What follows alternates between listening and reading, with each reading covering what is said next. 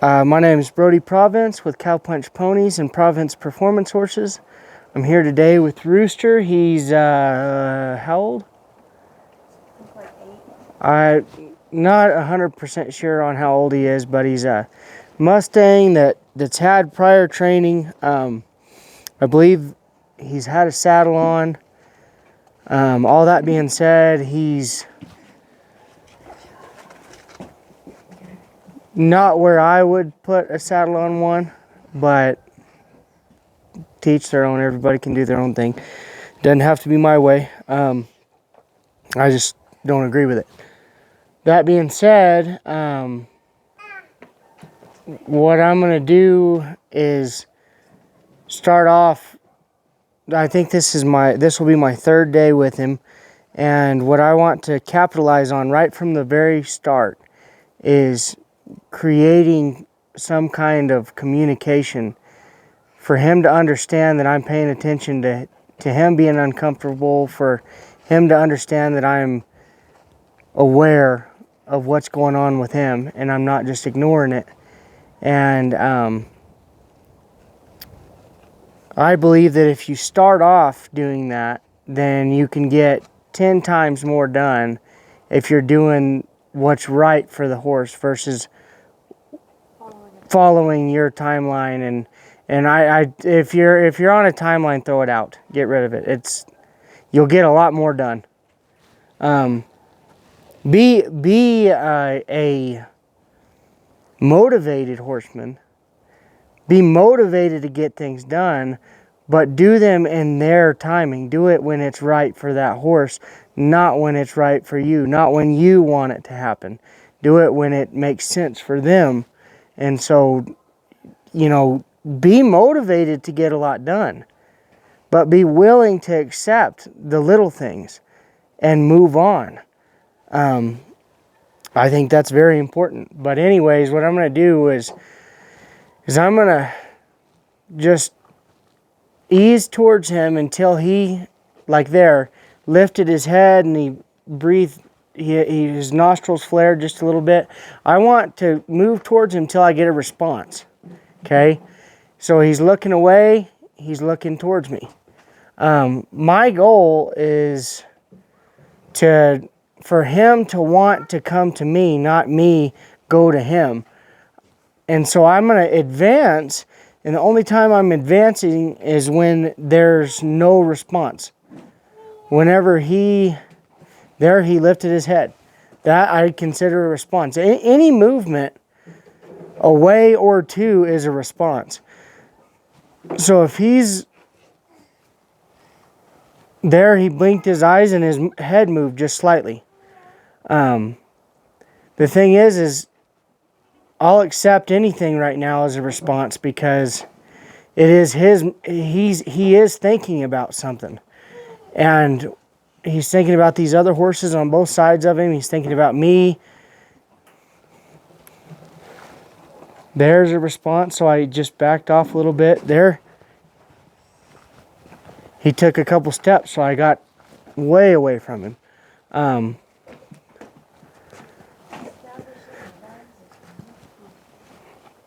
But the big deal is let me get on this side.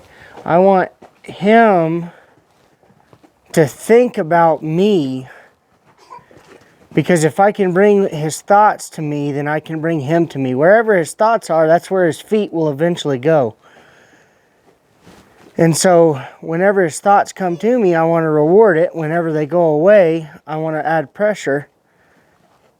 So I'm going to add pressure. He's wanting to look under there at that other horse, and I'm simply just going to keep adding pressure and taking it away. Whenever he looks away, I'll add pressure. Whenever he looks to me, I'll put it back on by taking a step towards him. And this is where there's a good lick and chew, which if you've been to a clinic or you've watched a lot of my stuff, that lick and chew is him releasing some of that pent up energy, some of that stress or worry.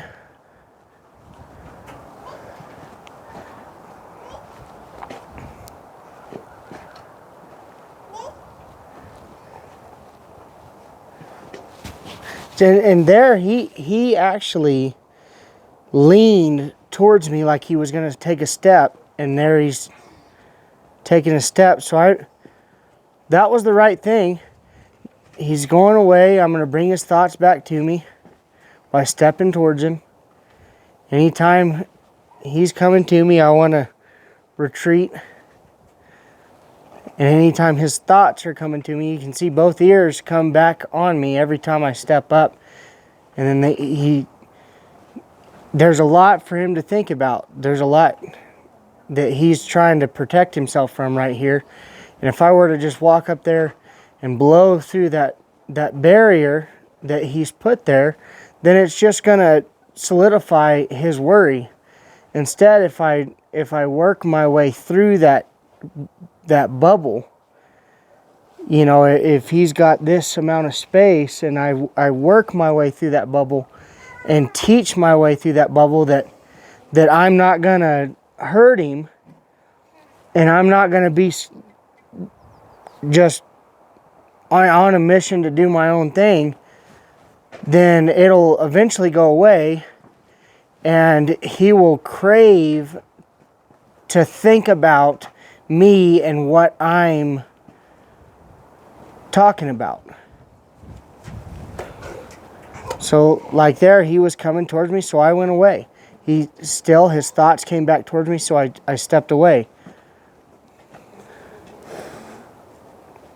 And I said that he's been saddled and all that. I think it was on the forceful side, not abusive side. I just mean he was made to do those things, and I don't necessarily think that it was the right thing for him, for this horse specifically, because, you know, like if I walk up there and I can't put my shoulder on his arm, or put my hand on his shoulder without him becoming tense and tight, then I probably need to work on putting my hand on his shoulder before I saddle him and do whatever else is to be done. And so like there's no response. He's reaching out. I'm going to let him touch my hand, and then I'm going to just turn around and walk away as soon as he does.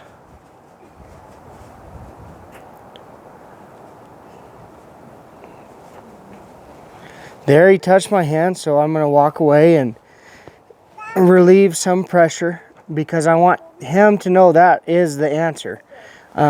For him to want to be with me, I'm not using treats, I'm using what he's thinking as the reward, and the relief of my pressure as the reward. I don't believe in treat training. That's not what I do. I think you can get a lot more done if you're focused on their thoughts than their belly.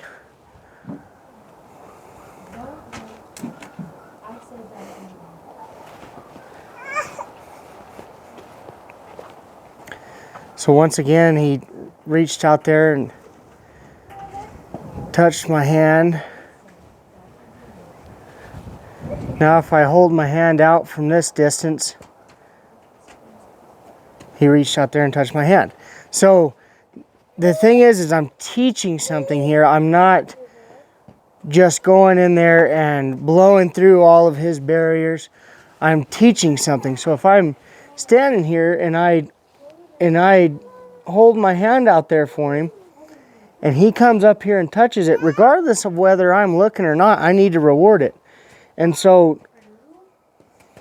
because I want to teach him that when I enter the pen and say I'm holding the halter, that's why I teach him to touch my hand. When I'm holding the halter, I want them to come up and put their nose in the halter. Well, usually my hand is holding that halter.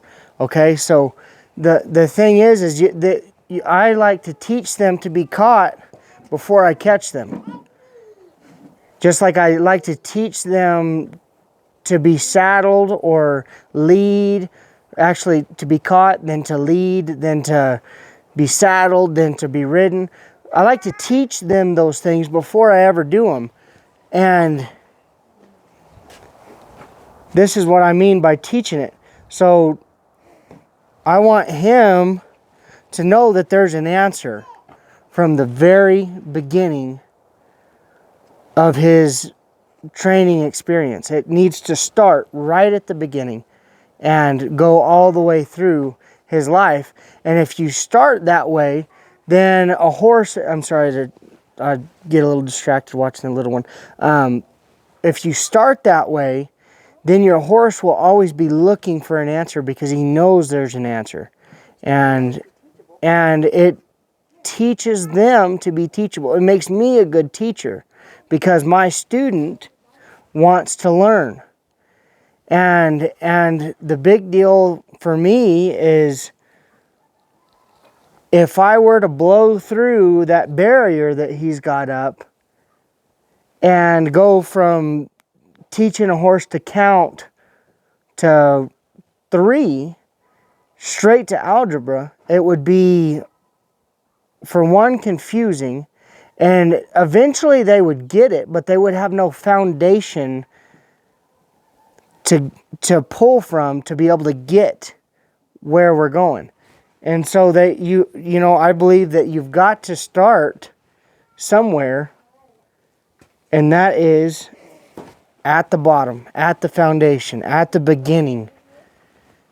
And be patient enough to understand that if you just get 1% better every day, in 90 days, you'll be 90% better. And you can do far more with a horse in 90 days if you do it on their time frame than you can if you're on your own. So anyways, that's pretty much what I've got to say. And we'll do it one more time and then I'm going to leave. But like I said, that 1% a day, he now knows that's the answer. And that's what we're going for. Here in 10 days, I'll walk in here and stand at the corner and he'll come down to me and I'll have not only accomplished teaching him to catch, but I'll teach him to lead. I'll teach him to do all kinds of things because he'll want to be with me.